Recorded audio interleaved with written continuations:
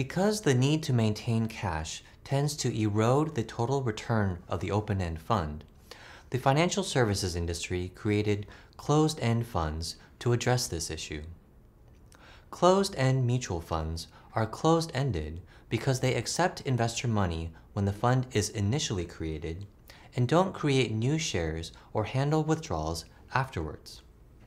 By making the fund closed-ended, the portfolio managers no longer have to keep cash on hand and no longer have to liquidate existing positions to satisfy redemption requests. This also means that money managers can use all of the cash towards their investment strategies, potentially improving the overall return of the fund.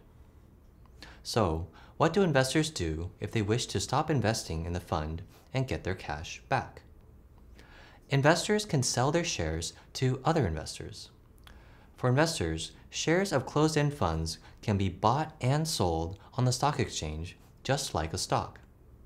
This means that investors do not need to wait for the mutual fund to process their share redemption. However, the price of closed-end funds is determined by the supply and demand of that fund's shares on an exchange, and often will not precisely reflect the fair market value of its underlying portfolio. In other words, closed-end funds often trade at a discount or premium to the net asset value of their underlying holdings.